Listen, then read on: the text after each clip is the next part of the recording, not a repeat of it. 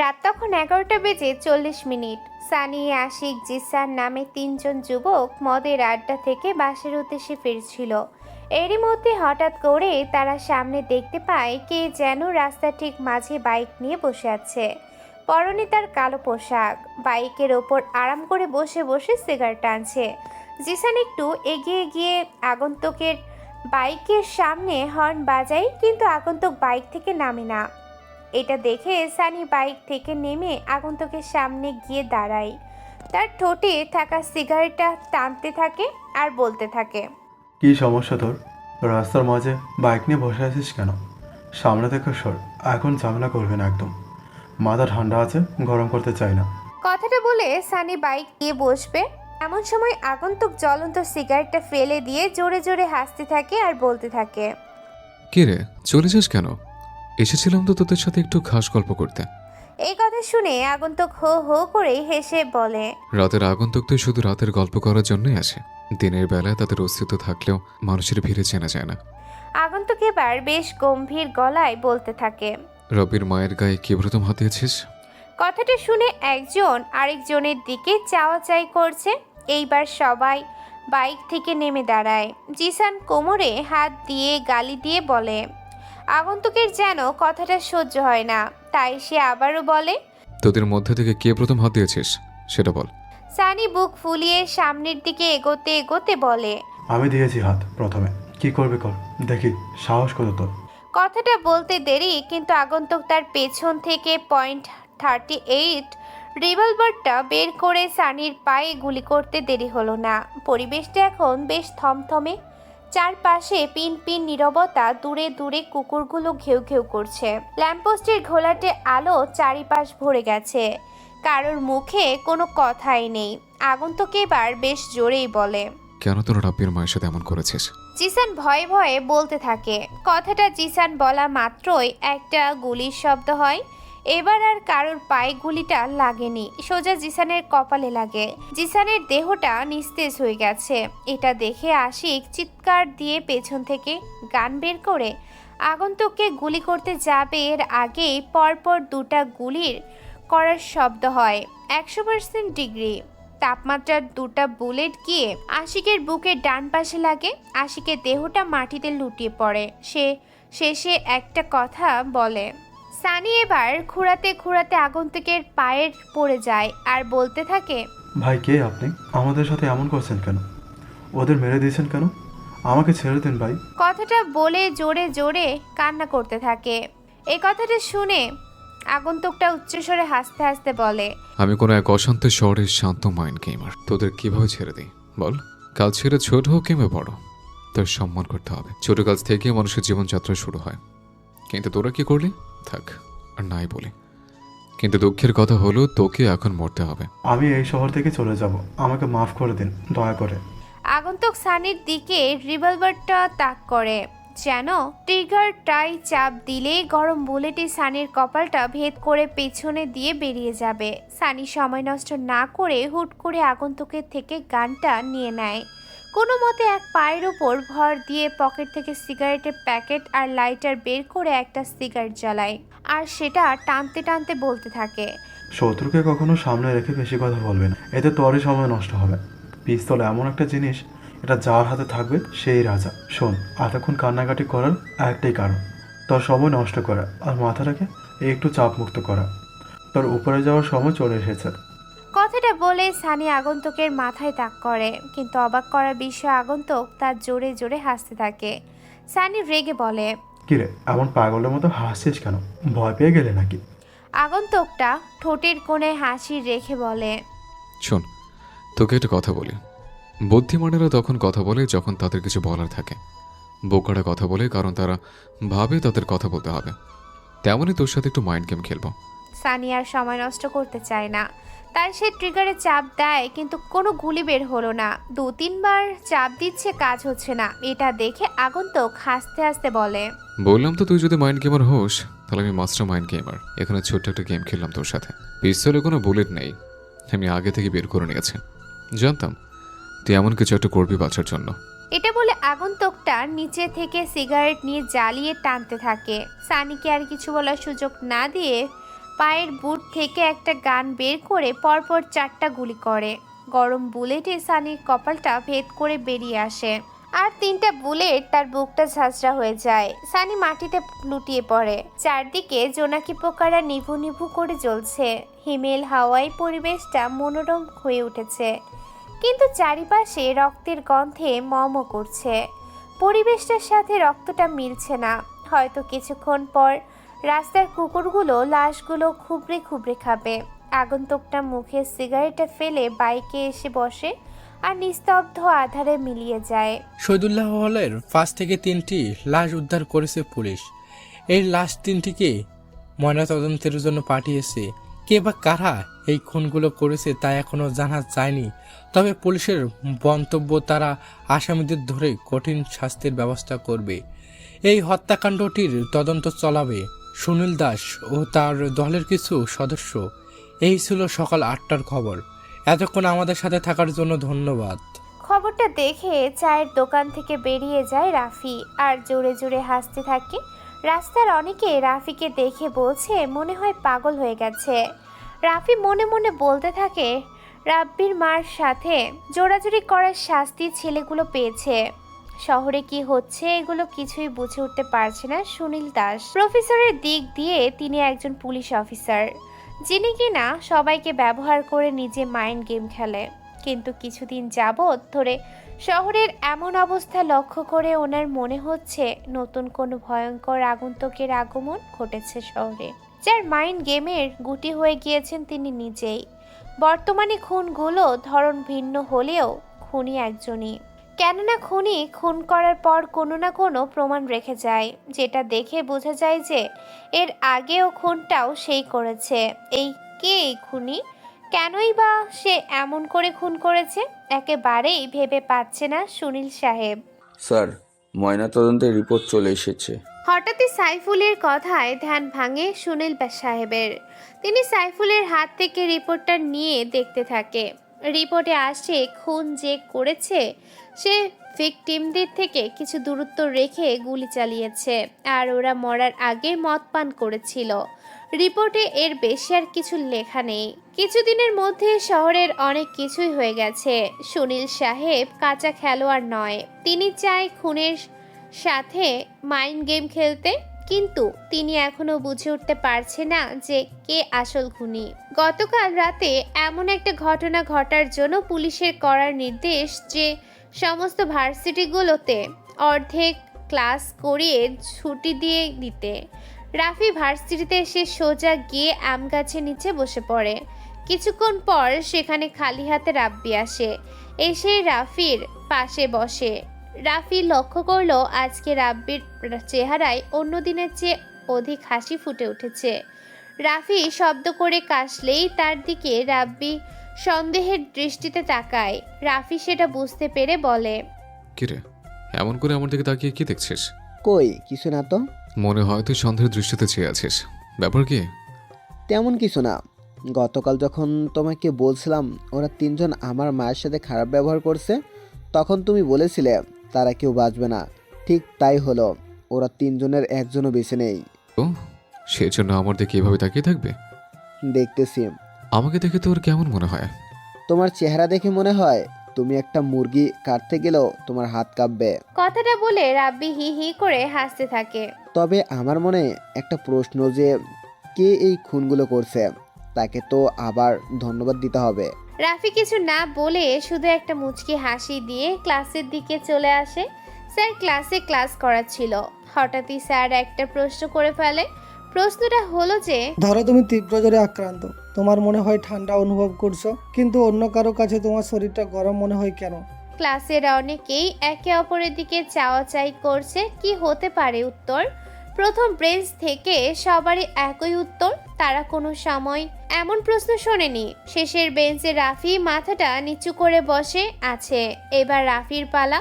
স্যারের প্রশ্নের জবাব তার কাছে আসে। সে মুহূর্তের মধ্যে দাঁড়িয়ে যায়, কিন্তু কিছু বলে না। স্যার রেগে বলে, তোমাকে কি আবার প্রশ্নটা করব, নাকি এমনইভাবে দাঁড়িয়ে থাকবে? উত্তর জানা থাকলে বলো। রাফি মাথাটা নিচু করে বলতে শুরু করে, স্যার, প্রশ্নটা সবার কাছে কঠিন মনে হলেও আমার কাছে মনে হচ্ছে সহজ। তীব্র জ্বরে আক্রান্ত ব্যক্তির শরীরের তাপমাত্রা পরিবেশের তাপমাত্রা অপেক্ষা বেশি থাকে, যার কারণে শরীর থেকে তাপশক্তি পরিবেশে সঞ্চারিত হয় এবং আমার নিজের ঠান্ডা অনুভব হয়। কিন্তু অন্য কেউ জ্বরে আক্রান্ত ব্যক্তির সংস্পর্শে আসলে তার শরীরে তাপ প্রবাহিত হয়, যার ফলে আমাদের কাছে এমন মনে হয়। এতটুকু বলে রাফি থামে, মাথাটা উঁচু করে দেখে অনেকে অবাক দৃষ্টিতে চেয়ে আছে। স্যার বলে, সঠিক উত্তর। আশা করি আরও ভালো করে পড়াশোনা করবে। রাফি ছেলেটা অন্যরকম, ভার্সিটির সবচেয়ে গরিব ছেলে সে, তাই সবাই তাকে অনেক অপমান করে, কিন্তু সে সব মাথা পেতে নেয়। সবাই ক্লাস করে বের হয়ে যায় আড্ডা দেওয়ার উদ্দেশ্যে, আর ক্লাস হবে না আজ কিছুক্ষণ পর ছুটি হয়ে যাবে। তাই আজ আকাশটা মেঘলায় আচ্ছন্ন হয়ে গেছে, মাঝে মধ্যে বিদ্যুৎ চমকাচ্ছে, আকাশে কোনো তারা নেই, মনে হচ্ছে মেঘের কালো আবরণে ঢেকে গেছে পুরো আকাশটা। চারিদিকে হাওয়া বইছে, মনে হচ্ছে কিছুক্ষণ পরই বৃষ্টি শুরু হয়ে যাবে। রাফি দাঁড়িয়ে পরিবেশটা উপভোগ করছে, আর অন্য পাশে নুসরাত দোলনায় বসে বসে মোবাইল চালাচ্ছে। বলে রাখা ভালো, নুসরাত হচ্ছে ঢাকার সবচেয়ে ধনী পরিবারের মধ্যে এক পরিবারের মেয়ে। প্রতিদিন ভার্সিটিতে সে রাফির সাথে খারাপ ব্যবহার করে, আর রাফি সেগুলো মাথা পেতে নেয়। কেননা রাফি নুসরাতদের বাসায় থাকে, তাই কিছু বলার সাহস পায় না রাফি। সব সময় মাথা নিচু করে চুপচাপ থাকে। বাতাসে নুসরাতের চুলগুলো এলোমেলো হয়ে যাচ্ছে বারবার। সে বিরক্ত হয়ে বারবারই ঠিক করে দিচ্ছে। গরিবদের পছন্দ করে না, গরিবদের সাথে মিশতে সংকোচ বোধ করে। রাফি এগুলো দেখছিল আর ভাবছিল, কিন্তু সে এই মায়ায় পড়তে চায় না। সে মনে করে এই একাকিত্ব থাকাটাই সর্বোত্তম, কারণ সবাই বিশ্বাসঘাতকতা করলেও একাকিত্ব কখনো কারোর সাথে বেইমানি করে না। তাই রাফি সব সময় একা একা থাকতে পছন্দ করে। রাফি ছেলেটা গরিব হলেও মনটা তার ভালো, কেননা সে সব সময় সবার সাথে বিনয়ী আচরণ করে। ওর সাথে ভার্সিটির সকলে কত মজা করে, কিন্তু সে কোনো প্রতিবাদ করে না, সব মাথা পেতে নেয়। গত 3 দিন আগে একটা ঘটনা ঘটে, নুসরাত সেটা মনে করে আর ভাবতে থাকে। 3 দিন আগের ঘটনা, নুসরাত, স্নেহা, রিয়াজ, সামিয়া, সজীব, হৃদয়, সোহাগ, আয়ান, রিয়াজ বসে আছে গাছতলায়। আয়ান খুব ভালো গান গাইতে পারে, তাই সে গিটার দিয়ে সুর তুলতেছিল। এমন সময় সামনে দিয়ে রাফি চলে যেতে থাকে। সজীবের হাতের ইশারায় আয়ান গিটার বাজানো বন্ধ করে। সজীব রাফিকে উদ্দেশ্য করে বলে, এই রাফি না শাফি, কি যেন নাম তোর? যাই হোক, এদিকে আয়। রাফি চাচ্ছিল না আজ ওদের হাতে র্যাগ হতে, তাই সে পাশ কাটিয়ে চলে যাচ্ছিল। তখনই সজীব তাকে ডাক দেয়। বাধ্য হয়ে রাফি ওদের সামনে আসে। কিরে, তোকে না একদিন বলেছিলাম বড় ভাইদের সালাম দিতে? আসসালামু আলাইকুম ভাইয়ারা আর আপুরা। সবাই জবাব দেয়। এবার রিয়া বলে, সজীব, চল আজকে এটার সাথে একটা গেম খেলি। খেলবো পরে। এখন তুই এটা বল যে নুসরাতদের বাড়িতে থাকিস কেন? রাফি সোজা উত্তর দেয়, আঙ্কেল আমাকে থাকতে দিয়েছে, তাই থাকি। উনি যেদিন যখন বলবে আমি সেদিনই চলে যাব। এটা বলতে দেরি, কিন্তু রাফির বাম গালে একটা চড় পড়তে দেরি হলো না। রাফির কথাটা শুনে সজীব দাঁড়িয়ে চড় মারে। এটা দেখে রিয়াজ বসা থেকে উঠে দাঁড়ায়, কিন্তু রাফির চোখের ইশারার কারণে কিছু বলতে পারে না। সবাই এটা লক্ষ্য করছে যে রিয়াজ রাগ করে উঠে দাঁড়িয়েছিল। এখন আমাদের সামনে দিয়ে প্রথম যে মেয়ে যাবে তাকে এই ক্ষেতটাকে প্রপোজ করবে। রাফি মাথাটা নিচু করে আর চোখে রিয়াজের দিকে তাকায়। রিয়াজ বলে, এইগুলো বাদ দাও তো, ও পারবে না। ইশারা, আমরা তো এখন আয়ানের গান শুনবো। বাদ দাও তোমরা, এই তুমি যাও। সবাই দেখতে পাচ্ছে রিয়াজ কথাগুলো বলতে বলতে ঘেমে গেছে। মনে হচ্ছে সামনে কোনো আতঙ্ক দাঁড়িয়ে আছে। রিয়াজের চোখে ভয় বিরাজ করছে, যা সবাই দেখতে পারছে। কিন্তু সবার মাথায় আসছে না যে রিয়াজ রাফিকে দেখে ভয় পাবে কেন। খ্যাত ছেলেটাকে রিয়াজ ভয় পাবে, সবাই ভাবতে থাকে। রাফি মাথাটা নিচু করে মুচকি একটা হাসি দেয়। সবাই দেখতে না পেলেও নুসরাতের চোখ এড়ালো না। নুসরাত ভাবতে থাকে, ছেলেটা তো খুবই রহস্যময়। এর মধ্যে সজীব বলে, রিয়াজ পরে গান শুনতে পারবো, এখন ক্ষেতটা প্রপোজ করবে। এই দেখ, জান্নাত আসে, যা তুই গিয়ে প্রপোজ করবি। জান্নাত নুসরাতদের সাথে একই ক্লাসে পড়ে। তার বাবা রাজনৈতিক দলের নেতা, জান্নাত তৃতীয় বর্ষের ক্লাস টপার এবং খুবই ভদ্র আর রাগী মেয়ে, তাই কোনো ছেলে তার পিছু লাগে না ভয়ে। রাফি মাথাটা উঁচু করে একবার জান্নাতের দিকে তাকিয়ে মাথাটা নিচু করে বলে, ভাইয়া আমাকে অন্য কিছু দেন, এটা আমি করতে পারবো না।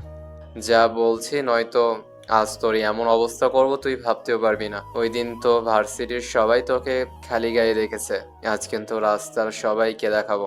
তবুও রাফি তার নিজের জায়গা থেকে সরে না। এটা দেখে সবজিব রাফির শার্টের কলার ধরে টানতে টানতে গেটের দিকে নিয়ে যাচ্ছে। সবাই তাদের পিছু পিছু যায় দেখতে সজীব রাফির সাথে আজ কি করে, কিন্তু কেউ সজীবকে থামাতে পারবে না। রাফির মনে হচ্ছে এই সময় তাকে কেউ যদি বাঁচাতো তাহলে কিন্তু কেউ তাকে বাঁচাতে আসবে না, কারণ সে গরিব খ্যাত। রাফি একটা দীর্ঘ নিঃশ্বাস ফেলে সামনের দিকে এগিয়ে যায়।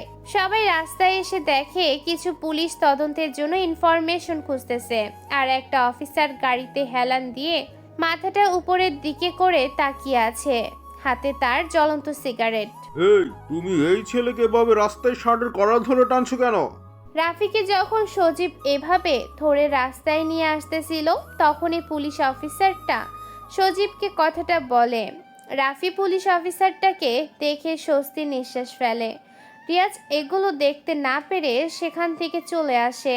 এবার সজীব বলে, আপনাকে বলতে হবে, আমার যা ইচ্ছে আমি তাই করব না, আপনারা আপনাদের কাজে মন দিই, এগুলো না দেখলেও হবে। পুলিশ অফিসারটা সিগারেট টানছে আর দেখতেছিল সজীব কি করে রাফির সাথে।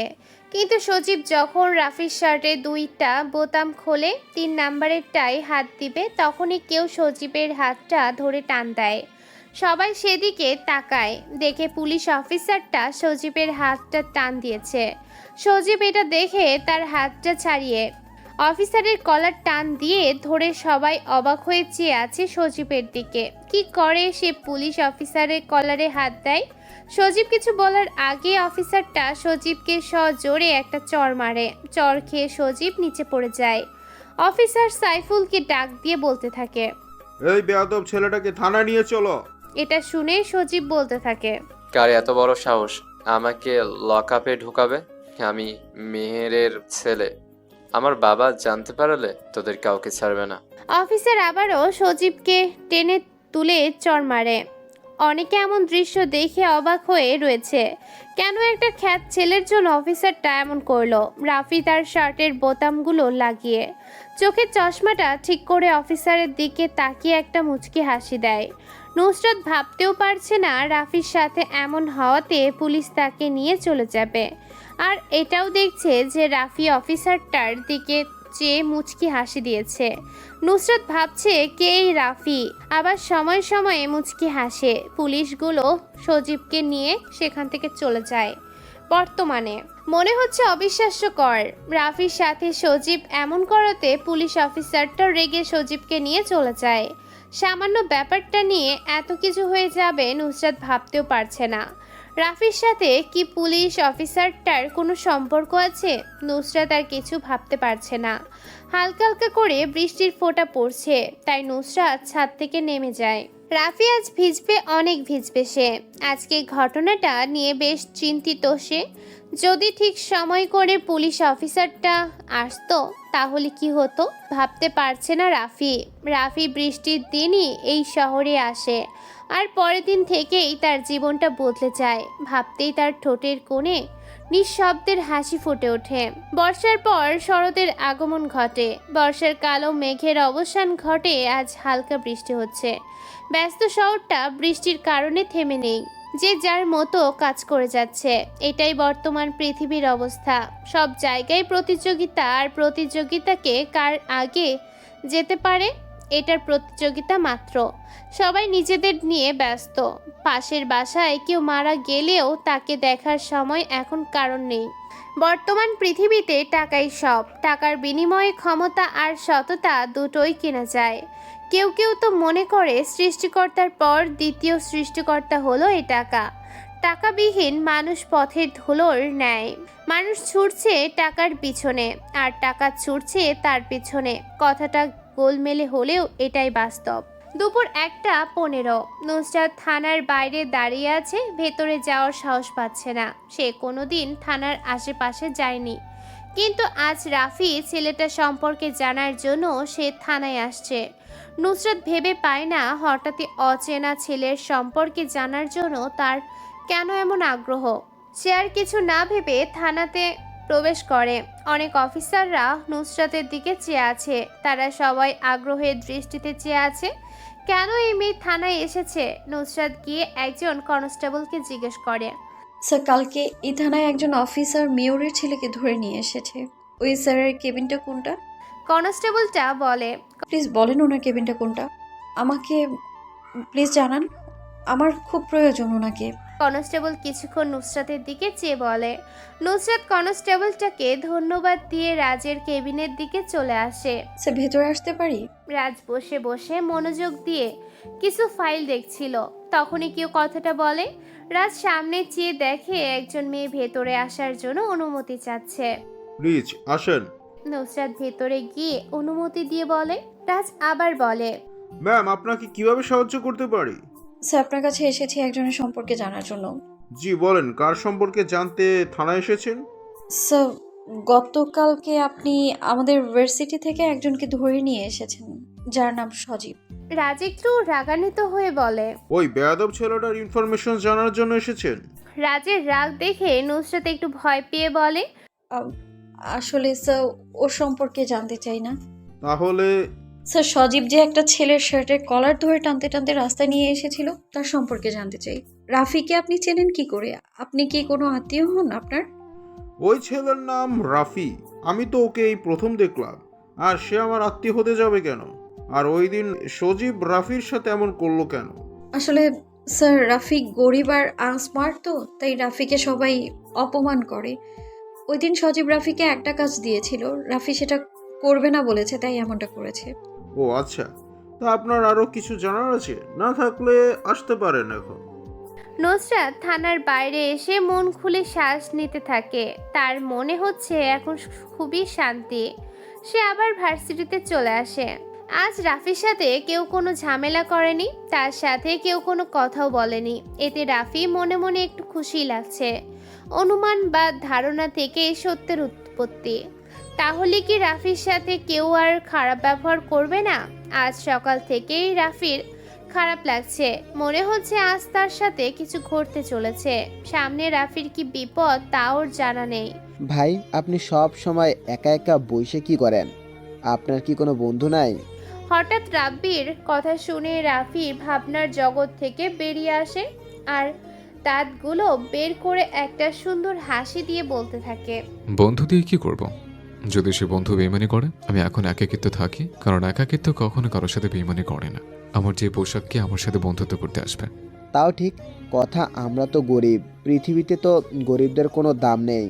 তা আপনি কি কোনো কাজ করেন না? না, তেমন কোনো কাজ করি না। তুই এখন ফুল নিয়ে বিক্রি কর, আমার সাথে বসে থাকলে লাভ হবে না।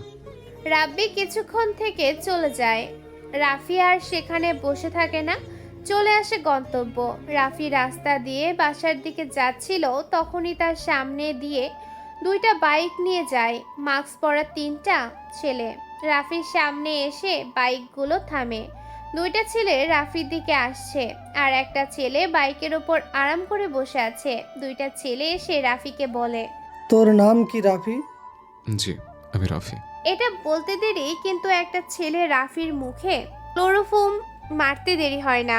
রাফি আর কিছু বলতে পারে না, হয়তো সে অজ্ঞান হয়ে গেছে। রাত 12:40। রাফি চেয়ারের সাথে বাঁধা অবস্থায় নিজেকে আবিষ্কার করে। 60 ওয়াটের একটা হলদে বাল্বে পুরো ঘরটা আলোকিত হয়ে গেছে। রাফির পরনে সকালের ময়লা শার্ট, কালো প্যান্ট এখন ঘেমে অন্ধকার হয়ে গেছে। ঘামের গন্ধটা খুবই বিশ্রী মনে হচ্ছে রাফির কাছে। মোটামুটি ভালোভাবে রাফিকে বাঁধা হয়েছে মুখে টেপ। সে এখন চাইলেও চিৎকার দিতে পারবে না। সামনে আসফি একটা চেয়ারে পায়ের উপর পা তুলে বসে সিগারেট টানছে, আর দুইটা ছেলে রাফির পেছনে দাঁড়িয়ে আছে। কিছুক্ষণ পর কেউ রুমের শাটারটা খুলে ভেতরে প্রবেশ করে। আসফি পিছনে তাকিয়ে দেখে সজীব আসছে। তা দেখে বলে, সজীব মুচকি হেসে একটা চেয়ারে বসে সিগারেট জ্বালিয়ে টানতে টানতে আসফিকে বলে, আমার জন্য এটা কোনো ব্যাপার ছিল না, তবে সামনে বাবার মেয়ের নির্বাচন, তাই তিনি কোনো ঝামেলা করতে নিষেধ করেছে, তাই তোমাকে বললাম। তা ওকে এনে কি কোনো খাতির যত্ন করেছো সেটা বলো। পেছন থেকে মাহাবুর নামের একটা ছেলে বলে। শালার জ্ঞান ফিরছে মাত্র, তাই এখনো কিছু করিনি। এটা শুনে সজীব বসা থেকে উঠে এসে রাফির মুখ থেকে টেপটা খুলে দেয়। রাফি এখন একটু ভালোভাবে শ্বাস নিতে পারছে। সজীব তার হাত দিয়ে রাফির মুখটা চেপে ধরে বলে, তোর কারণে সেদিন আমাকে থানায় যেতে হয়েছে, আজ তুই আর বাসায় ফিরে যেতে পারবি না। এটা আমি ওই দিন থানায় বসে বসে সিদ্ধান্ত নিয়েছি। এটা বলে সজীবের মুখের সিগারেটটা রাফির মুখে চেপে ধরে। রাফি সিগারেটের ধোঁয়া সহ্য করতে পারছে না, তাই কাশতে শুরু করছে। এটা দেখে সবাই উচ্চস্বরে হাসতে থাকে। রাফি চিৎকার করতে থাকে, কিন্তু যেখানকার শব্দ সেখানেই ফিরে আসছে। সজীব হাসি দিয়ে বলে, চিৎকার করে কোনো লাভ নেই, এখানে তোকে কেউ বাঁচাতে আসবে না, আর তোর চিৎকার বাইরে কেউই শুনতে পারবে না। সজীব চেয়ারে গিয়ে বসে শফিক নামে ছেলেটাকে বলে, শফিক, ওখান থেকে রডটা নিয়ে আয়। শফিক সজীবের কথা মতো রডটা নিয়ে আসে। রাফির মনে হচ্ছে আজ আর কেউ তাকে বাঁচাতে আসবে না। আজ এই পৃথিবীর বুকে তার শেষ দিন। রাফির চোখ দুটো কেন যেন আজ হিংস্র হবার অনুমতি দিচ্ছে তাকে। রাফি এগুলো ভাবছিল, তখনই শফিক রড নিয়ে এসে রাফির হাঁটুর গোড়ায় বাড়ি মারে। সাথে সাথে রাফি ব্যথায় চোখ বন্ধ করে ফেলে। মাহাবুর ছেলেটা তার হাতের স্টিকটা দিয়ে রাফির বাঁ পায়ের হাঁটুর নিচে বাড়ি মারে। রাফি ব্যথা সহ্য করতে না পেরে জোরে মা বলে চিৎকার দিয়ে ওঠে। রাফি কিছু একটা ভেবে কান্নার মাঝে শব্দ করে হেসে ওঠে। সবার দৃষ্টি তখন রাফির দিকে। পাগল হয়ে গেছে নাকি ছেলেটা? তার এমন হাসি যেন সজীবের সহ্য হয় না, তাই সে রাফির বড় বড় চুলগুলো শক্ত করে ধরে মুখের কাছে মুখ এনে বলতে থাকে, কিরে, তুই এমন পাগলের মতো হাসিস কেন? মরার আগে মানুষ কাঁদে, কিন্তু তুই কেঁদে কেঁদে আবার হাসিস কেন? মৃত্যু, ভিতরা মরার আগে বারে বারে মরে, কিন্তু সাহসের মৃত্যুর স্বাদ একেবারে গ্রহণ করে মিস্টার সজীব। হঠাৎ রাফি তাকে এমন কিছু বলবে সে তা ভাবতেও পারেনি। আর রাফির গলার আওয়াজটা কেমন যেন পরিবর্তন লাগছে। রাফির এমন কথা সহ্য হয় না যেন সজীবের, তাই সে গালি দিয়ে বলে, মানে কে তুই? বল তো, গলার স্বর তো আগে এমন ছিল না, বল কে তুই? কথাটা বলে রাফি দু গালে কষে দুইটা চড় মারে। রাফি আর কিছু বলে না, শান্ত হয়ে বসে থাকে। সেটা দেখে সজীব মাহবুবের কাছ থেকে স্টিকটা নিয়ে রাফিকে মারতে যাবে, তখনই রুমের শাটারে কারো ধাক্কানোর শব্দ হয়। সজীব স্টিকটা ফেলে চেয়ারে এসে বসে পড়ে। আসফির হাতের ইশারায় মাহবুর ছেলেটা গিয়ে শাটারটা উঠায়।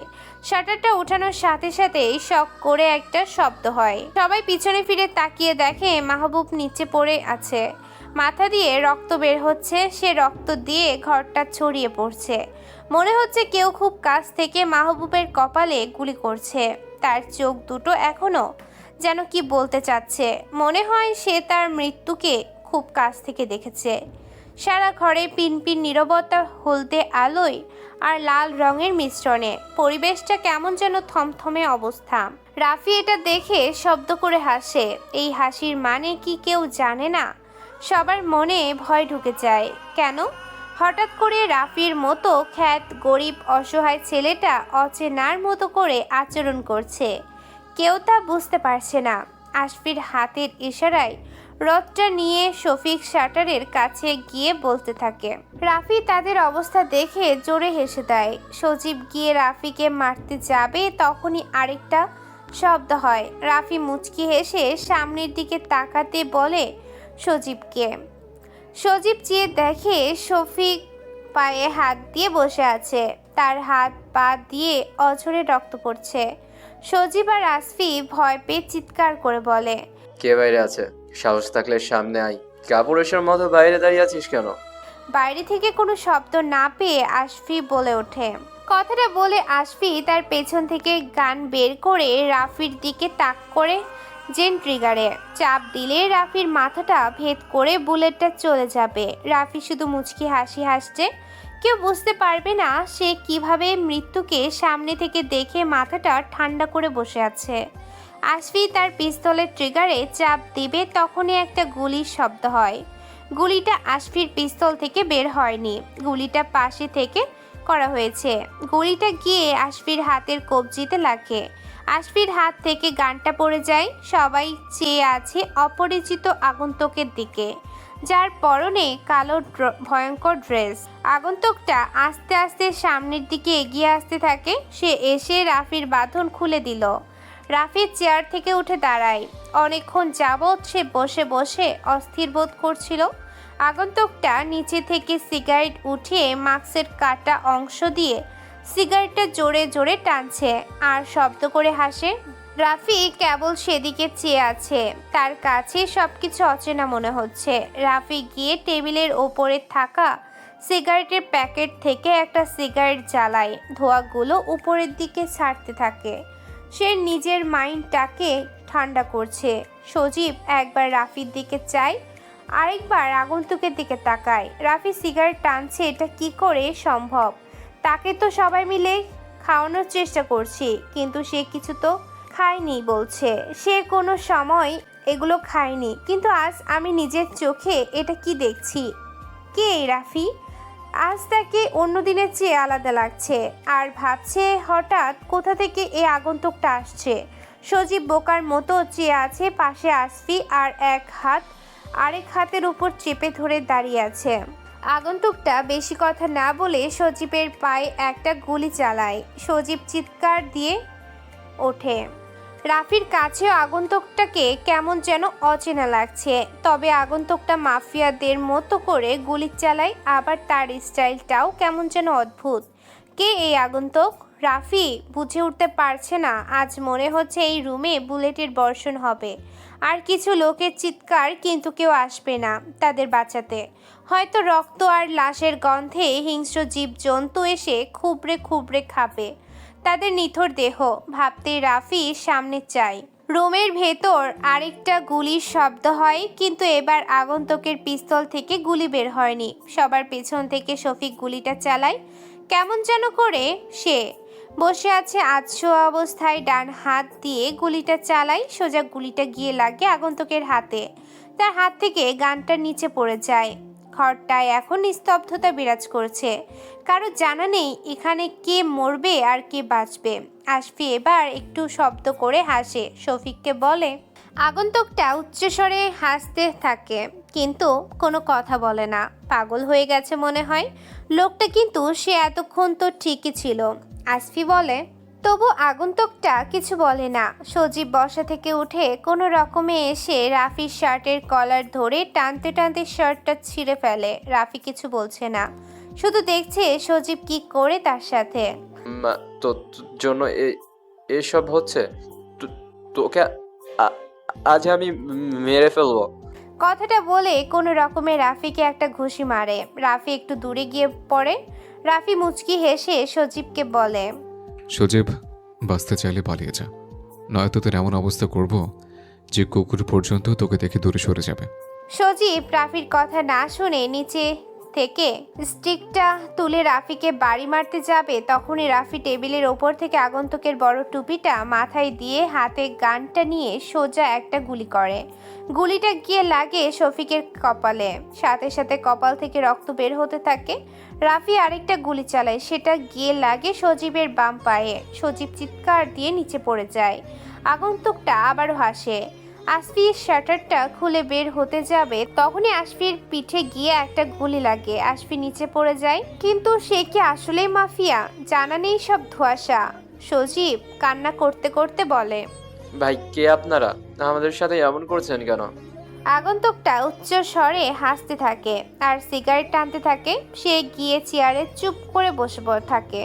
রাফি হাত দিয়ে গানটা নাড়াচ্ছে আর হাসতেছে। সজীব, তুই এখন বল, আমাকে এখানে ধরে আনার মানে কি? সজীব একটা ঢোক গিলে বলে ফেলে। রাফি, ওই দিন তোমার জন্য আমাকে থানায় যেতে হয়েছে, তাই আমি তোমার উপর প্রতিশোধ নিতে এখানে আনছি। প্লিজ আমাকে মাফ করে দিও। কথাটা বলে চিৎকার দিয়ে কান্না করতে থাকে। রাফি মুচকি হেসে জবাব দেয়। তোদের উচিত ছিল আমাকে আরও আগে মেরে ফেলার, কিন্তু সবাই যে ভুলটা করে তোরও সে একই ভুল করছিস। তুই ভার্সিটিতে আমাকে অনেক অপমান করেছিস, তাই বলে আমি সবসময় চুপ করে থাকবো তার হবে না। তুই যেমন তোর অপমানের প্রতিশোধ নিতে আমাকে ধরে এনেছিস, এখন আমি আমাকে অপমান করার প্রতিশোধ নেব। তাহলে কেমন হবে গেমটা? সে জোরে জোরে হাসতে থাকে। সজীব অনেক কান্নাকাটি করছে, কিন্তু রাফির কানে যেন এগুলো যাচ্ছে না। সজীব কিছু বলতে যাবে, কিন্তু তার বলতে পারে না, কারণ রাফি একটা গরম বুলে সজীবের মাথায় মেরে দেয়। সজীব নিস্তব্ধ হয়ে শুয়ে পড়ে। ঘরে এখন পিন পিন নীরবতা বিরাজ করছে। হলদে আলোর নিচে দুজন বসে আছে, পুরো ঘরে রক্তের গন্ধে ম করছে।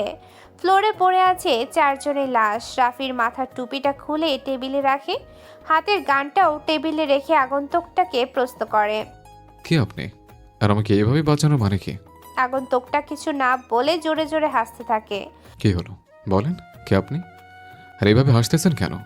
এবার আগন্তুকটা হাসি থামিয়ে জবাব দেয়, বলে উপরের দিকে সিগারেটের ধোঁয়া ছেড়ে বেরিয়ে পড়ে। রুম থেকে এক সময় দেখতে দেখতে সে অদৃশ্য হয়ে যায়।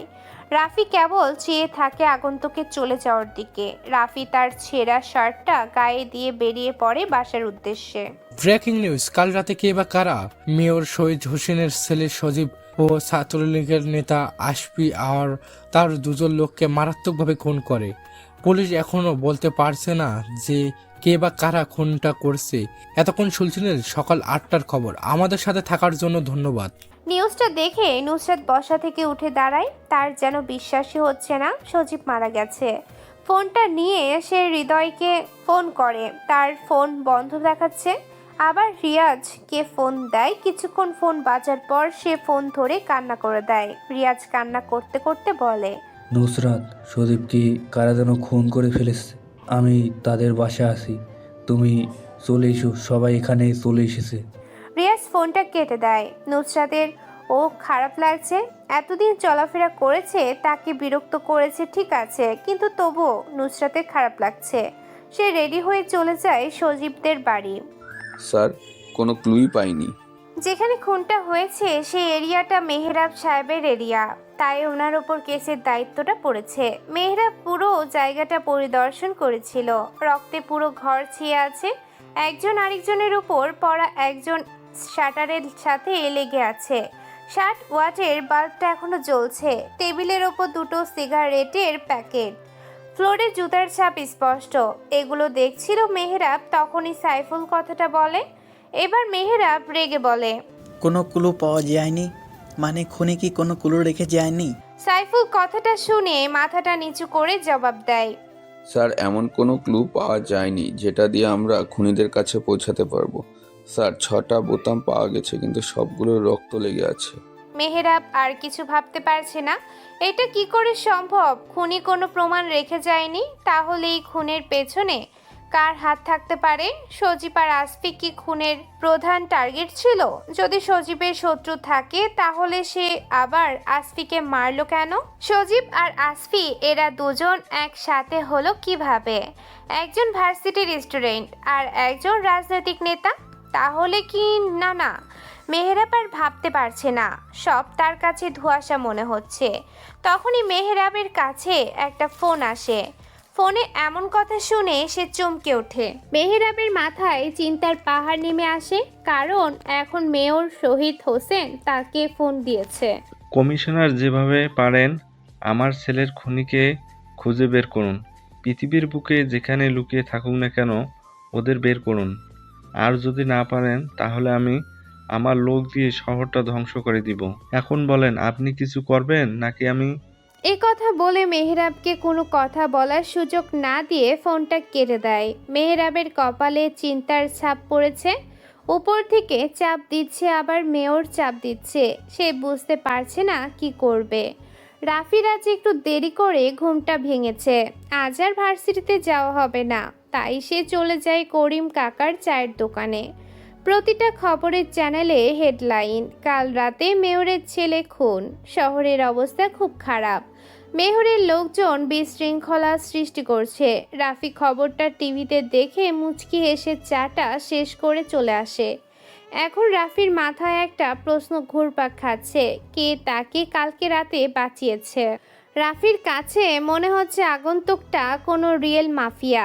রাফি সারাদিন এইসব আর্টিকেল পড়ে তাই তার মাথায় আসছে সবই মাফিয়াদের স্টাইলের সাথে মিলে যায় আগন্তুকটা। কিন্তু রাফি আগন্তুকের মুখটা দেখতে পারেনি মাস্কের জন্য, কিন্তু আগন্তুকটা রাফিকে এই মুহূর্তে ভাবনার মাঝে ফেলে দিয়েছে। রাফি একটা পার্কের বেঞ্চের উপর আরাম করে বসে বসে এগুলো চিন্তা করছিল। তখনই ভাবনার মাঝ থেকে একটা ছেলে দৌড়ে রাফির কাছে আসে, মনে হচ্ছে কেউ তাকে দৌড়াচ্ছিল। রাফির সামনে এসে হাঁটুর উপর ভর দিয়ে কিছুক্ষণ মন খুলে শ্বাস নিয়ে রাফির হাতে একটা গিফট কাগজে মোড়ানো বক্স দিয়ে দৌড়ে আবার চলে যায়। রাফি কেবল সেদিকে চেয়ে আছে, কোনো কিছু বলছে না। সে কিছু বলতে পারছে না যে এটা কার দেয়া বক্স, হয়তো ছেলেটা ভুল করে দিয়ে চলে গেছে। কিন্তু রাফি অবাক হয়ে যায় এটা দেখে যে বক্সের উপরে ছোট করে রাফিদার লেখা। সে বুঝে গেছে হয়তো এই শহরে কেউ তাকে চিনে গেছে। রাফি এখন বক্সটা খুলবে না, বাসায় গিয়ে বক্সটা খুলবে। আজ সজীবের মৃত্যুর 4 দিন। পুলিশ এখনো খুনিদের ধরতে পারেনি। মেহরাব কি করবে বুঝে উঠতে পারছে না। কেন শহরে এত এত খুন হচ্ছে, কে করছে এগুলা? যদি এগুলো রাফিনদের গ্যাংরা মিলে করে তাহলে সজীব আর আসফির সাথে ওদের কি শত্রুতা ছিল? মেহরাব যত দূর জানে মাফিয়াদের আলাদা ড্রেস আপ থাকে, তাহলে রাফিনদের দ্বারা এই খুন সম্ভব না। কারণ সজীবদের লাশের পাশে শার্টের বোতাম পাওয়া গেছে। তাহলে সজীব আর আসফিকে তাদের কোনো কাছের শত্রু মেরেছে। কিন্তু সজীব আর আসফির শত্রু এক হতে যাবে কেন? খুনটা তাহলে কে করতে পারে ভাবতে থাকে মেহরাব। সব যেন ধোয়ানো ধোঁয়াশা। স্যার, ভিতরে আসতে পারি? হঠাৎ কারোর কথার আওয়াজে মেহরাব সামনের দিকে তাকিয়ে দেখে ইকবাল ভেতরে আসার জন্য অনুমতি চাচ্ছে। বলে রাখা ভালো, ইকবাল হচ্ছে প্রফেসর পর্যায়ে একজন হ্যাকার যে মেহরাব সাহেবের জন্য কাজ করে। মেহরাব হাতের ইশারায় তাকে ভেতরে আসতে বলে। আজ ইকবালের অন্য দিনের চেয়ে আলাদা ড্রেস আপ পরছে। সাদা কালারের মোটা জ্যাকেট, মাথায় ক্যাপ। এই গরমের সময় যে কেউ এমন জ্যাকেট পরতে পারে তা ইকবালকে দেখেই বোঝা যাবে। মেহরাব জানে ইকবাল যখন থানায় আসে তখন সে কোনো না কোনো গুরুত্বপূর্ণ সংবাদ নিয়ে আসে, তাই মেহরাবই আগে বলে। তা এই অসময় থানায় কেন? স্যার, আপনি তো জানেন আমি কোনো দরকারি বা গুরুত্বপূর্ণ সংবাদ ছাড়া থানায় আসি না। যদি কিছু মনে না করেন তাহলে আমি কি একটা সিগারেট জ্বালাতে পারি? ইকবালের এমন কথা শুনে মেহরাব চমকে ওঠে। কেবল তিনি ইকবালের দিকে অবাক দৃষ্টিতে তাকিয়ে থাকেন। অন্যদিনের চেয়ে আজকের ব্যবহারটা কেমন যেন লাগছে মেহরাবের কাছে। ইকবাল তো আমার সামনে সিগারেট তো দূরের কথা চাও পান করতো না, তাহলে আজ তার কি হলো? মেহরাব একটা মুচকি হাসি দিয়ে সিগারেট জ্বালানোর অনুমতি দেয়। ইকবালও অনুমতি পেয়ে মুচকি এসে প্যাকেট থেকে 2টা দামি ব্র্যান্ডের সিগারেট বের করে একটা তার ঠোঁটে চেপে আরেকটা মেহরাবের দিকে দেয়। এবার মেহরাব অবাকের চরম পর্যায়ে চলে যায়। সে ভাবতেও পারেনি ইকবাল এমন একটা দুঃসাহস দেখাবে। মেহরাবও ঠান্ডা মাথার খেলোয়াড়, তাই সে আর কিছু না ভেবে সিগারেটটা তার ঠোঁটে চাপে। বলো এবার তোমার কি গুরুত্বপূর্ণ কথা? ইকবাল একটা রহস্যময় মুচকি হাসি দেয়। মেহরাব ভাবতেও পারেনি ইকবাল এমন রহস্যময় মুচকি হাসি দিতে পারে। আজ 4 বছর ধরে ইকবাল মেহরাবের হয়ে কাজ করে, কিন্তু কখনো তো এমন করে রহস্যময় মুচকি হাসেনি, আর আজকের মতো ব্যবহার তো কখনো করেনি। কি ব্যাপার, তুমি এমন করে হাসতেছো কেন? কিছু বলার থাকলে বলো, না হলে তুমি এখানে আসতে পারো। একটা কেচের ঝামেলায় ভালোভাবে ফেসে গেছি, তুমি আবার সময় নষ্ট করতেছো। কি বলবে তাড়াতাড়ি করে বলবা। ইকবাল জ্বলন্ত সিগারেটটা জোরে টান দিয়ে বিষাক্ত ধোঁয়াগুলো উপরের দিকে ছেড়ে বলতে থাকে। আপনার কেসটা যদি আমি সামনে দেই কেমন হবে?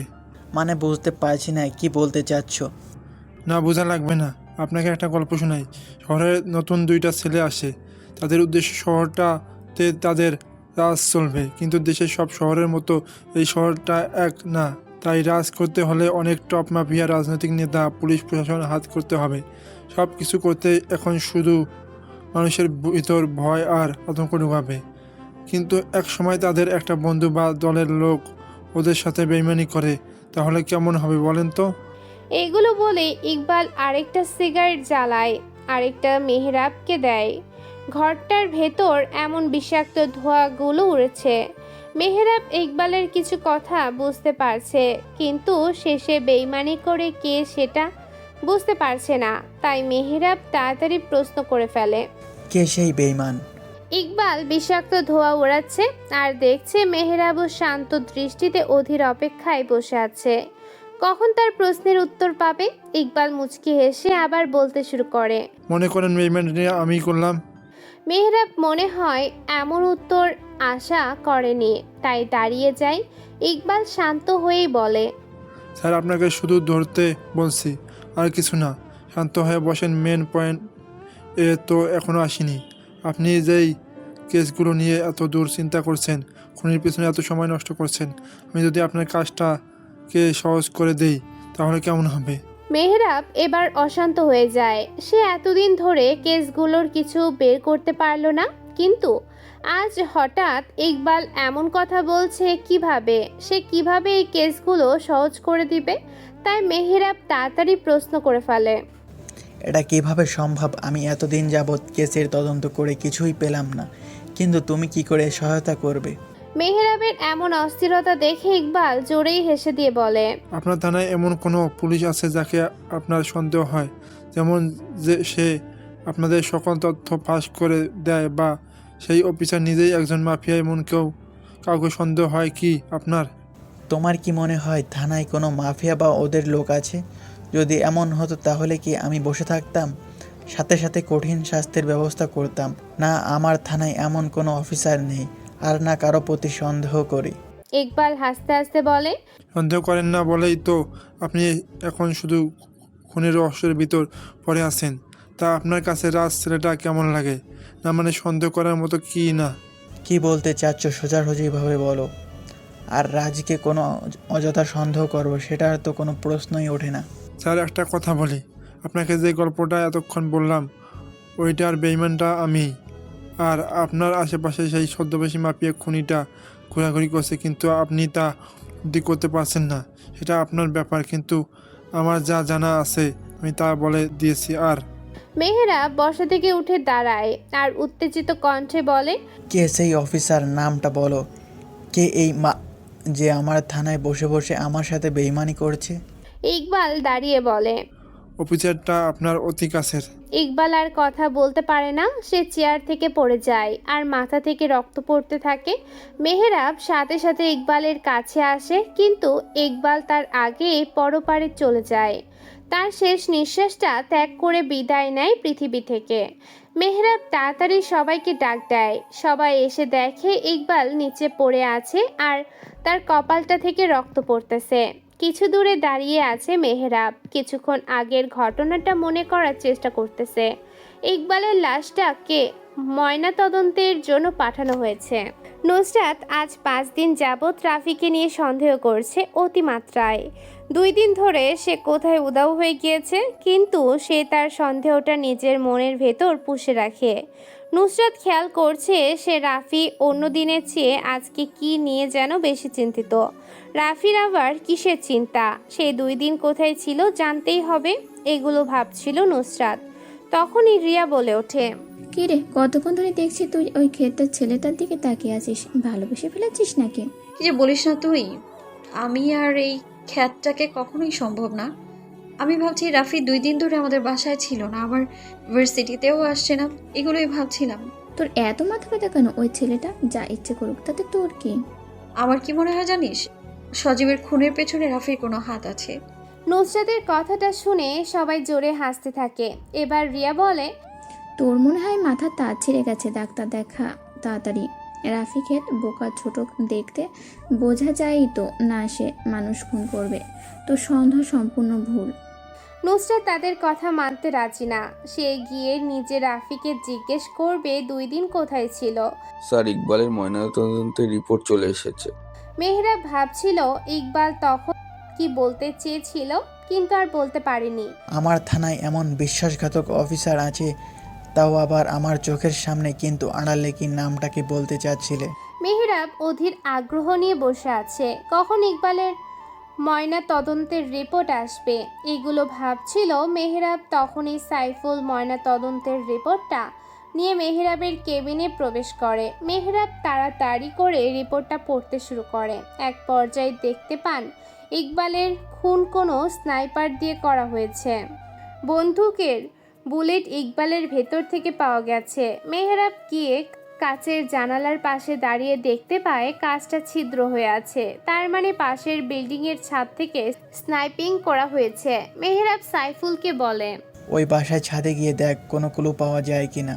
মেহরাব টেবিলের ভেতর থেকে সিগারেটের প্যাকেট বের করে একটা সিগারেট তার ঠোঁটে চাপে। ব্যস্ত শহরটা দেখছে আর ভাবছে কে ইকবালকে মারতে পারে। মেহরাবের জানা মতে ইকবালের এমন কোনো শত্রু ছিল না যে তাকে এভাবে জানে মেরে দিবে। রাজ, তুমি কি জানো ইকবাল খুন হয়েছে? রাজ কারোর সাথে মোবাইলে কথা বলছিল। তখনই মেহরাব রাজকে কথাটা বলে। হঠাৎই কারোর কথায় রাজ চমকে উঠে পিছনে ফিরে তাকায়, দেখে মেহরাব চেয়ারের ওপর আরাম করে বসে আছে।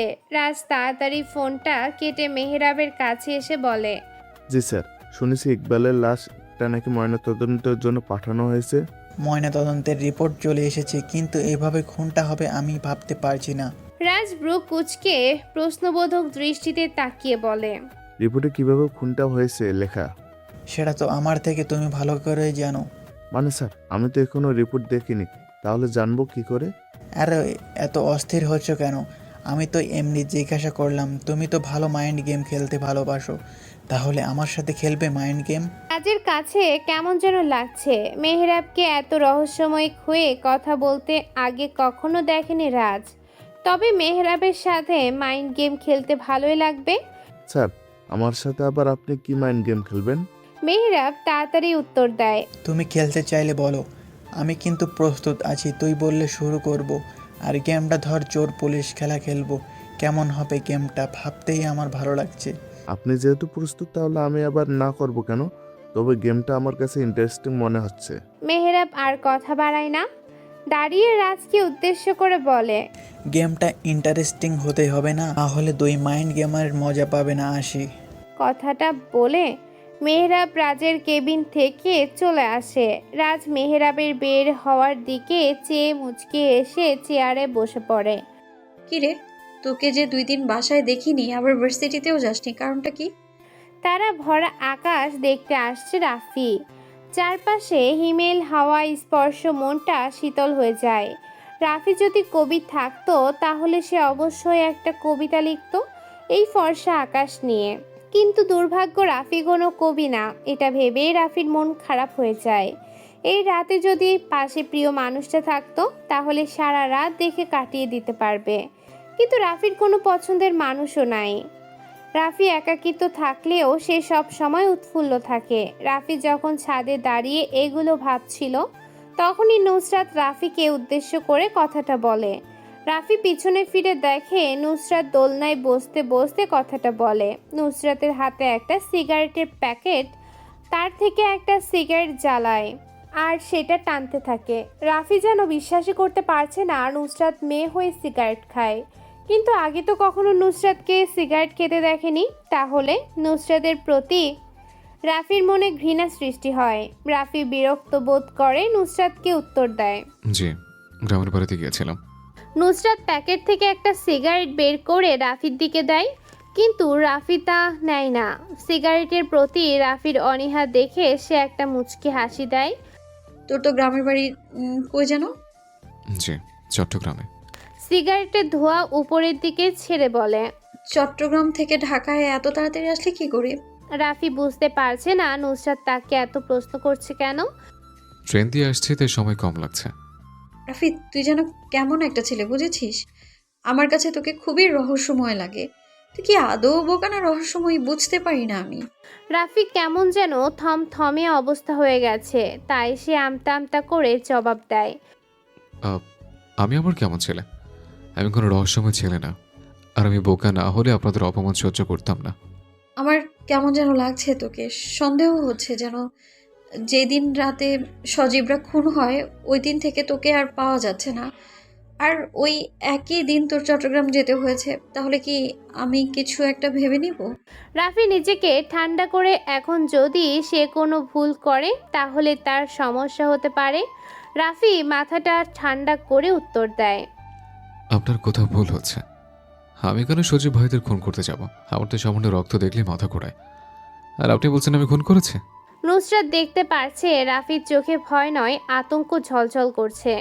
নুসরাত মুচকি হেসে রাফিকে বলে, আমি তো বলিনি তুই সজীবদের খুন করেছিস। আমি শুধু তোকে সামান্য সন্দেহ করেছি, কিন্তু এখন আমার সন্দেহটা সত্যি হবে মনে হচ্ছে। রাফি কোনো রকমে নিজেকে শান্ত করে উত্তর দেয়, আমি তো আপনার সন্দেহ দূর করার জন্য এই কথা বলছি। তবে তুই আমার সন্দেহের তালিকায় প্রথম আছিস। এমন কিছু দেখলে আমি কিন্তু পুলিশকে বলতেই বাধ্য হব।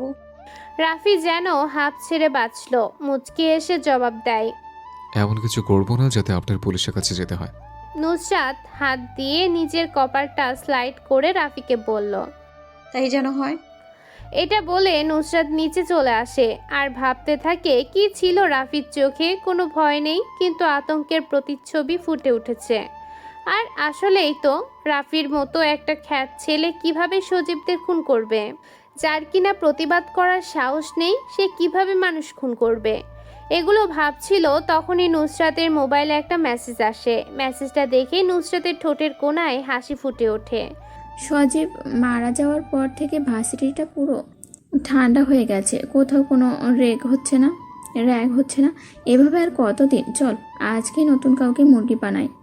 রিয়ার কথা শুনে সবাই রিয়ার দিকে তাকায়। রিয়া সবার তাকানো দেখে বলে, কিরে সবাই আমার দিকে এমনভাবে তাকিয়েছিস কেন? আমাকে কি জোকারের মতো দেখতে লাগছে? রিয়া মুখটাকে ইনোসেন্ট চেহারা করে বলল। সবাই তার কথায় হেসে দেয়। এবার আয়ন বলে, রিয়া কতটা খারাপ বলেনি, আসলে অনেক দিন ধরে মজা করা হয় না, আজ জমিয়ে রেক দেব। সবাই আয়নের সাথে সহমত দেয়। রিয়া বলে, তা আজকে প্রথম কাকে দিয়ে শুরু করব? মামা দেখ, একটা মেয়ে বোরকা পরে আসতেছে, চল আজকে এই মেয়েকে দিয়ে শুরু করি। রিয়াজের কথায় সবাই গেটের দিকে তাকায়। দেখে একটা কালো বোরখা পরা মেয়ে আসতেছে। সবাই ভাবছে এই আধুনিক যুগে কেউ এরকম কালো বোরকা পরে আসে? জান্নাতের আজ ঢাকা বিশ্ববিদ্যালয়ের প্রথম দিন। তার অনেক দিনের স্বপ্ন ঢাকা বিশ্ববিদ্যালয় পড়ার, তাই সে সিলেট থেকে এখানে ট্রান্সফার হয়ে দ্বিতীয় বর্ষে ভর্তি হয়েছে। সে ঘুরে ঘুরে দেখছিল ভার্সিটিটা। ক্যাম্পাসটা খুবই বড় আর সুন্দর, তাই সে ভালো করে ঘুরে দেখছিল। তখনই পাশ থেকে একটা মেয়ে ডাক দেয়, কিন্তু কাকে ডাকছে তা বুঝতে পারছে না জান্নাত। কিন্তু যখন মেয়েটা কালো বোরখাওয়ালি বলে ডাক দিল, তখন জান্নাত দেখে আশেপাশে কোনো কালো বোরখা পরা মেয়ে নেই। তাই সে মেয়েটার ডাকে সেখানে যায়। আসলে রিয়ারা মজা করার জন্যই জান্নাতকে ডাকছে। জান্নাত জানে না ওর সাথে আজ কি হতে যাচ্ছে। জান্নাত গুটি গুটি পায়ে ওদের সামনে আসে আর সবাইকে সালাম দেয়। জান্নাত বুঝতে পারছে না কেন ওকে ডাকা হয়েছে, তাই সে প্রশ্ন করে ফেলে, আপু, আমাকে কেন ডেকেছেন? এত জলদি কিসে তোমার? তোমাকে কিছু প্রশ্ন করা হবে আর কিছু কাজ করতে হবে। যদি না করতে পারো তাহলে কঠিন শাস্তির ব্যবস্থা আছে। এখন বলো, তুমি কি প্রস্তুত? জান্নাত সবার দিকে একবার চেয়ে জবাব দেয়, উত্তর দেওয়ার মতো প্রশ্ন হলে আমি রাজি। এখন প্রশ্ন করতে পারেন। রিয়া জান্নাতের সম্পর্কে জানতে চায়। জান্নাতও সবগুলো প্রশ্নের সঠিক উত্তর দেয়, কিন্তু এখন এই সিনিয়রেরা কি কাজ দিবে তা ভাবতেই কেমন যেন লাগছে জান্নাতের। রিয়া কিছু বলতে যাবে, তার আগেই তাকে থামিয়ে দিয়ে আয়ন বলতে থাকে, মামনি, এখন আমি যে কাজটা করতে বলবো তোমাকে সেটা করতে হবে কিন্তু। জি ভাইয়া, বলেন আমাকে কি করতে হবে? আমার দ্বারা কাজটা করা সম্ভব হলে আমি করব। আয়ন শয়তানি মার্কা হাসি দিয়ে বলে, ওই যে দেখছো গাছের নিচে একটা ছেলে বসে আছে। জান্নাত গাছের দিকে তাকায়, দেখে একটা ছেলে বসে আছে। পরনে তার হালকা ময়লা হলুদ শার্ট, কালো প্যান্ট, চুলগুলো বড় বড় কোকড়া, চোখে মোটা ফ্রেমের চশমা, মাথাটা নিচু করে বসে আছে। ভালো করে ছেলেটাকে দেখে জান্নাত উত্তর দেয়, জি ভাইয়া, দেখছি। এখন কি করতে হবে আমাকে? ওই ছেলেটাকে দেখছো, তার নাম রাফি, তোমার ক্লাসে পড়ে। তুমি এখন গিয়ে রাফিকে প্রপোজ করবে। সবাই হেসে উঠে। আয়নের কথায় কেউ ভাবছিল না আয়ন এমন কিছু দিবে। জান্নাতের চোখ জোড়া যেন বেরিয়ে আসার উপক্রম। সে ভাবতেও পারেনি আয়ন তাকে এমন একটা কাজ করতে বলবে, সে আয়নের মুখের উপর বলে দেয়। ভাইয়া আমাকে অন্য কিছু করতে বলেন, আমি এটা করতে পারবো না। এবার রিয়া রেগে গিয়ে বলে, তুমি তো বলেছিলে আমরা যেটা বলবো তুমি সেটা করবে, কিন্তু এখন আবার না করছো। নয়তো আজ ভার্সিটির প্রথম দিনই তোমাকে কঠিন শাস্তি ভোগ করতে হবে। আয়ান যা বলছে তাই করো, যাও তাড়াতাড়ি। জান্নাত কাঁদো কাঁদো ফেস করে বলে, প্লিজ আমাকে এটা করতে বলবেন না, অন্য কিছু দেন প্লিজ। যা বলছে তা করো তাড়াতাড়ি। জান্নাত সবার দিকে একবার চেয়ে রওনা দেয় রাফির উদ্দেশ্যে, কিন্তু গিয়ে এমন একটা পরিস্থিতিতে পড়বে বুঝতে পারেনি জান্নাত। আমি আপনাকে ভালোবাসি। আর আকাশটা মেঘলা, কখন যে বৃষ্টি শুরু হয়ে যায় বলা যাবে না। হালকা হালকা মেঘের কালো আভাস, আবার কোথাও দিয়ে সূর্যি মামা আর তার আলো দিচ্ছে পরিবেশটা খুবই মনোমুগ্ধকর। বৃষ্টি মনেই হচ্ছে ফুটবল খেলার। শহরের দিকে বৃষ্টি মনে ঘরে বসে থাকা। শহরের লোকজন বৃষ্টিটা ভালো করে অনুভব করতে পারে না, কিন্তু গ্রামের লোকজন বৃষ্টির আমেজটা নিয়ে বেশ আনন্দ উপভোগ করছে। আকাশে কালো মেঘ দেখা দিলেই ফুটবল নিয়ে মাঠে দৌড়। বৃষ্টি শুরু হলেই খেলা শুরু। ছোট বড় সবাই বৃষ্টিটা উপভোগ করে। মাঠে ফুটবল খেলা মানে কাদা দিয়ে শরীর মাখামাখি। সেই কাদা ধোয়ার জন্য শরতের খাল বিল ভরা পানি যথেষ্ট। রাফি নিচের দিকে চেয়ে চেয়ে এগুলো ভাবছিল আর হাসছিল। ঠিক তখনই মেয়েলি কণ্ঠে কেউ ভালোবাসি কথাটা বলে ওঠে। রাফি কথাটা শুনে মাথাটা হালকা উঁচু করে দেখে কালো বোরকা পরা একটা সুন্দরী মেয়ে তার সামনে দাঁড়িয়ে কথাটা বলছে। রাফি যেন বেশ অবাক হয়েছে, কোনো এক অজানা মেয়ে এসে ভালোবাসি বলবে ভাবতে পারছে না রাফি। ভার্সিটির সবচেয়ে গরিব খ্যাত ছেলেটাকে কেউ ভালোবাসবে ভাবতে পারছে না রাফি। রাফি মেয়েটার চোখের দিকে তাকিয়ে দেখে মুখে লেগে আছে মায়া, চোখের কোণে সামান্য পানি। তার চোখে ভয় স্পষ্ট দেখতে পারছে রাফি, কিন্তু কি জন্য ভয় পাচ্ছে সেটা বুঝতে পারছে না রাফি। তাই রাফি কিছু জিজ্ঞেস করতে যাবে তার আগেই মেয়েটা বলে, দেখেন আমি খুবই লজ্জিত আপনার কাছে। রাফি বুঝতে পারছে না যে হঠাৎ ভালোবাসি বলে এখন আবার বলছে সে লজ্জিত। ঠিক বুঝতে পারছে না রাফি, তাই সে জিজ্ঞেস করলো, কি কারণ আপনি লজ্জিত জানতে পারি? মেয়েটা কাঁদো কাঁদো গলায় বলতে থাকে, আসলে আমি ভার্সিটিতে নতুন, তাই ওই যে মেয়ে আর ছেলেগুলো আছে ওরা আমাকে রেগ দিচ্ছে। র্যাক শব্দটা রাফির কাছে খুবই পরিচিত একটা শব্দ। সে কম বেশি প্রতিদিন ভার্সিটির বড় ভাইদের হাতে র্যাক খায়। রাফির মনে হয়ে যায় তার ভার্সিটির প্রথম দিনের কথা। ভাবতেই কেমন যেন নিজেকে অচেনা লাগছে। প্রতি উত্তরে রাফি বলে, এখন আমাকে কি করতে হবে? আপনাকে আর কিছু করতে হবে না, আর ধন্যবাদ। জান্নাত রাফিকে আর কিছু না বলে চলে আসে আয়নদের কাছে। সবাই জান্নাতকে নিয়ে মজা করছে। জান্নাত নীরবে সব সহ্য করছে। জান্নাত ওদের অপমান আর সহ্য করতে না পেরে দৌড়ে চলে আসে ক্লাসের দিকে। আর এদিকে সবাই জান্নাতের কাণ্ড দেখে অট্ট হাসিতে মেতে উঠেছে। রাফি ওদের হাসির দিকে চেয়ে আছে। সবার প্রতি রাফির একটা রাগ হয়। সময়টা রাত 2টা। ফাহাদ, তাহের, সিয়াম, আকিব মদ খেয়ে মাতলামো করতে করতে রাস্তা দিয়ে আসছিল। তখনই তাদের সামনে একটা কালো কালারের বাইক থামে। হঠাৎ তাদের সামনে বাইক থামার কারণে তারা দাঁড়িয়ে যায়। বাইকে থেকে নামে অজানা একটা আগন্তুক। তার স্টাইলটাও কেমন যেন অন্যরকম। পরনে কালো কোট, যা পায়ের হাঁটু সমান লম্বা, মাথায় লম্বা টুপি, পায়ে কালো জুতা, মুখটা ভালো করে দেখা যাচ্ছে না। ফাহাদরা বুঝতে পারছে না কে এই আগন্তুক যে এত রাতে ওদের সামনে এসে বাইক থামায়। আগন্তুকটা ছেলে নাকি মেয়ে তাও বোঝা যাচ্ছে না। ফাহাদ রেগে বলে, কে তুই ভাই, এত রাতে আমাদের সামনে বাইক থামিয়েছিস? ফাহাদের কথা শুনে আগন্তুকটা উচ্চস্বরে হাসতে থাকে। পকেট থেকে সিগারেট বের করে একটা সিগারেট জ্বালায় আর বিষাক্ত ধোঁয়াগুলো উপরের দিকে ছাড়তে থাকে। সবাই আগন্তুকের আচরণে বেশ অবাক, কিন্তু সবচেয়ে বেশি অবাক হয় তখনই যখন আগন্তুকটা হাসে। কারণ আগন্তুকটা আসলে একজন মেয়ে, আর মেয়ে হয়ে সিগারেট টানছে। খুবই অবাক হয়ে যায় সবাই। তাহের এবার বলে, এই খান এমনভাবে হাসতেছিস কেন? তবু আগন্তুকটা কিছু বলে না, সিগারেটে জোরে টান দিয়ে বলতে থাকে। শুনলাম তোরা নাকি শহরে মাস্তানি করে বেড়াস, তা কার ক্ষমতায় তোরা মাস্তানি করিস? হ্যাঁ, আমাদের ক্ষমতা লাগে না মাস্তানি করতে, তবে আমাদের শক্তি জানিস কে? রাফিন ভাই। রাফিনের কথা শুনে আগন্তুকটা জোরে জোরে হাসতে থাকে। রাফিন, তাকে কি দেখেছিস তোরা? তোদের দেখতে হয় না, এমনিতেই আমরা তাদের অনুভব করি। আর বলে, আগন্তুকটা দাঁতে দাঁত চেপে বলে, তাহলে ডাক তোদের ভাইদের, দেখি আজকে বাঁচায় তোদের। ভাইদের ডাকতে হবে কেন? আর আমাদের মারবে কে যে বাঁচানোর জন্য ডাক? ফাহাদ আর কিছু বলতে পারে না, তার আগেই একটা গুলি চালানোর শব্দ হয়। বুলেটটা গিয়ে লাগে আকিবের হাঁটুর ঠিক উপরে। আকিব জোরে একটা চিৎকার দিয়ে মাটিতে বসে পড়ে। ফাহাদ পেছন থেকে গান বের করার আগে 3টা গুলির শব্দ হয়। একটা বুলেট গিয়ে সিয়ামের বাম পায়ের মধ্যাংশে লাগে। সিয়াম যেন ব্যথা সহ্য করতে পারে না, নিচে পড়ে যায়। আরেকটা বুলেট তাহেরের ডান হাতের কবজিতে লাগে। সে বাম হাত দিয়ে কোনো রকমে কবজিটা ধরে রেখেছে। ফাহাদের উরুর মাঝের দিকে লাগে। পরিবেশটা এখন থমথমে অবস্থা, কিন্তু 4 জনের অনাতঙ্ক চিৎকার। এত রাতে রাস্তা দিয়ে কোনো গাড়ি চলা নিষেধ, তাই রাস্তাটা পুরো ফাঁকা। ল্যাম্পপোস্টের আলো হালকা আগন্তুকের ওপর পড়ছে। মাফিয়াদের স্টাইলে গুলি করে আবার বাইকের সাথে হেলান দিয়ে ঠোঁট দিয়ে পিস্তলের থেকে বের হওয়া সামান্য ধোঁয়াগুলো ফু দিয়ে উড়িয়ে দেয়। সবার চোখে ভয় বিরাজ করছে আর মনের ভেতর আতঙ্ক সৃষ্টি হয়েছে।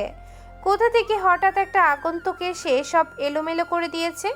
আগন্তুক আরেকটা সিগারেট জ্বালায়, ধোঁয়াগুলো উড়াচ্ছে আর দেখছে 4 জন ছেলের ভয় কাতর চেহারাগুলো। আগন্তুক জোরে ধমক দিয়ে বলে, ফোন দে তোর ভাইদেরকে, দেখি কি করে তোদের বাঁচায়, ফোন দে। ফাহাদ কাপা কাপা হাতে পিছনের পকেট থেকে ফোনটা বের করে রুহানের নাম্বার ডায়াল করলো, কিন্তু ভাগ্য খারাপ হলে যা হয় রুহানের ফোন বন্ধ। আপু ফোন তো বন্ধ দেখায়। কিরে, তুই এভাবে তোতলাচ্ছিস কেন? তোদের কোনো ভাই কি ফোন ধরে না? এটা বলে আরো জোরে হাসতে থাকে।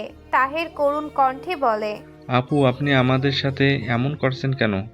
আমরা আপনার কি ক্ষতি করছি? কেন এমন করছেন দয়া করে বলেন। আগন্তুক কিছু বলে না, শান্ত হয়ে শুধু হাসতে থাকে। আমার দরকার তোদের ভাইদের, যারা মাফিয়া রাজ্য দখল করে বসে আছে। আজ তাদের থেকে একজনকে বাঁচিয়ে রাখবো, আর 3টাকে মেরে দিব। এখন বল, কে আগে মরবি? কেউ কোনো কথা বলছে না, যে কোনো একজন বাদে সবাই মারা যাবে।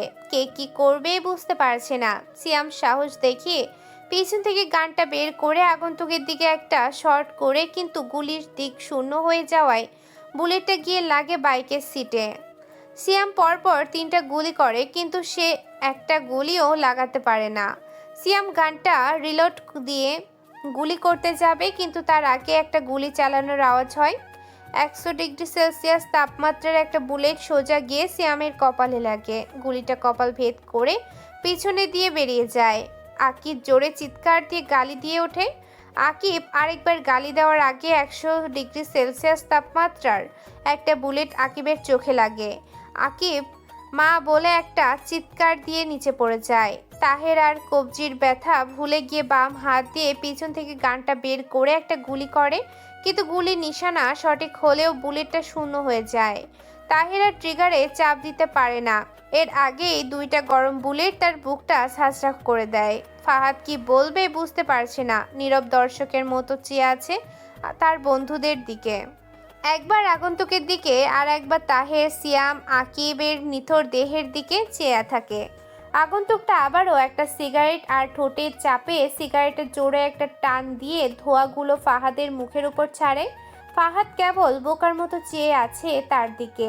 আগন্তুক তার পিস্তলটা ফাহাদের সামনে ধরে বলতে থাকে, এটা জানিস কি আগুন?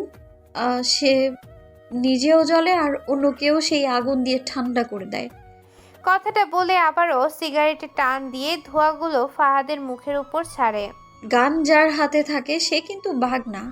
এই জিনিসটাকে যে যত বেশি ভালো চালাতে পারে সেই আসলে বাঘ। যেটা চালাতে পারো না সেটা কখনো প্র্যাকটিস ছাড়া চালিও না। যেমন তোর বন্ধুগুলো এখনো বাচ্চা, জানিস তো জিনিসটা ভালো করে চালাতেই শেখেনি এখনো, আমি কিন্তু কাউকে দ্বিতীয়বার সুযোগ দিই না, তোকে দিলাম কারণ রাফিনের কাছে যেন খবরটা পৌঁছে যায়। রাফিন এই শহরে থাকে, আমার উপর কেউ এই শহরে মাফিয়ার রাজত্ব করতে পারবে না, বলে দিবি তোর ভাইদের। এটা বলে আগন্তুকটা তার হাতের সিগারেটটা জোরে টান দিয়ে মাটিতে ফেলে পা দিয়ে পিষে বাইকের উপর বসে। আরেকবার ফাহাদের দিকে তাকিয়ে হাত দিয়ে গুলি করার স্টাইলটা দেখিয়ে যায়। রাস্তাটা সোজা হওয়ায় আগন্তুকটা যতক্ষণ পর্যন্ত অন্ধকারে মিলিয়ে না যায় ততক্ষণ পর্যন্ত ফাহাদ সেদিকে চেয়ে থাকে। একসময় আগন্তুক রাতের আধারে মিলিয়ে যায়। আজ আবারও পুলিশ বনানীর একটা নির্জন এলাকার থেকে 3টা ছেলের লাশ উদ্ধার করেছে। শহরের অবস্থা বেশি একটা ভালো না। 2-3 দিন পর পর কেউ খুন করে চলে যাচ্ছে। পুলিশ এখনো কোনো কেসের খুনিকে শনাক্ত করতে পারেনি। শহরে এক ধরনের আতঙ্ক সৃষ্টি হয়েছে। কে বা কারা এই খুনগুলো করেছে তা জনগণের কাছে ধোঁয়াশা। রাজ, আজকের কেসটা তুমি হ্যান্ডেল করো, আমি অন্যগুলো নিয়ে অনেক ব্যস্ত। রাজ বসে বসে চিন্তা করছিল কে ছেলেগুলোকে এভাবে মারলো। ঠিক তখনই মেহরাব রাজের কেবিনে এসে কথাটা বলে। রাজ যেন এটাই চাচ্ছিল যে কেসটা মেহরাব রাজের হাতে দেবে। রাজ মুচকি হেসে জবাব দেয়, স্যার কোনো সমস্যা নেই, আমি সামলে নেব, আপনি অন্যগুলো দেখেন।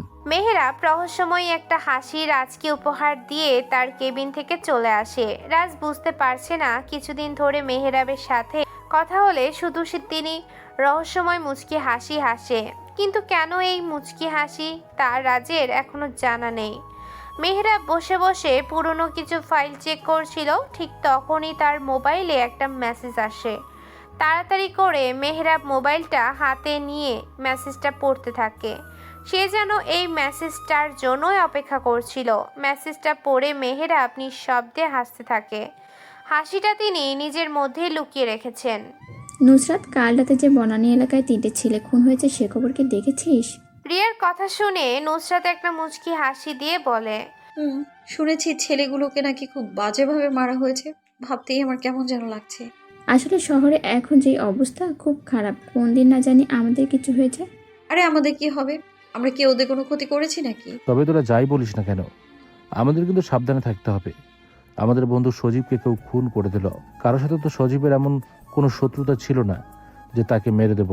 আমি কিন্তু ওই দিন একটা আর্টিকেল কিনছি, খুব ভালো, তোরা কেউ নিয়ে পড়তে চাইলে আমাকে বলিস। সবাই বইয়ের নাম জানতে চাইলে আয়ান তার ব্যাগ থেকে বইটা বের করে দেখায়। একজন কালো কোট পরা যুবক, মুখে মাস্ক, 2 হাতে 2টা পিস্তল হাতে কতগুলো ভিলেনদের দৌড়াচ্ছে। বইয়ের কভার পেজটা দেখে যে কোনো মানুষের হৃদয় ছুঁয়ে যাওয়ার উপক্রম। কভার পেজের উপর স্টাইলিশ করে লেখা রহস্যময় মাফিয়া সিরিজ। বইয়ের 2য় পাঠের উপরের কভার পেজের গ্রাফিক্সটা এরকম, কিছু লোক স্নাইপার নিয়ে দাঁড়িয়ে আছে, পরনে কালো কোট, মুখে মাস্ক, মাথায় লম্বা টুপি। সবার সামনে একজন যুবক স্টাইল নিয়ে দাঁড়িয়ে আছে, পরনে তার মাফিয়াদের মতো ড্রেস, গলায় মোটা স্বর্ণের চেইন, মাস্কের কাটা অংশ দিয়ে সিগারেট টানছে। ওর হাতে রয়েছে M4A1। রিয়াজ বইটা দেখে অস্থিরভাবে আয়নকে জিজ্ঞেস করে, আয়ান, তুমি এই বইটা কোথা থেকে কিনেছো? আরে ম্যান, কিনছি একটা লাইব্রেরি থেকে। আর তুমি এমন অস্থির হচ্ছ কেন? রিয়াজ বুঝতে পারছে না কি বলবে সবাইকে, কোনো রকমে আমতা আমতা করে বলে, আরে আমি তো এই বইটা পড়েছি, কিন্তু ঢাকায় আসার সময় বাসায় ফেলে আসছি। কিছু অংশ পড়া বাদ আছে, তাই অনেক লাইব্রেরিতে খোঁজ করেছি কিন্তু পাইনি। দেখো রিয়াজ, তুমি কিন্তু বইটা পড়ে নেবে। আজ আমি বইটা নিব, আমার পড়া শেষ হলে তুমি পড়ো।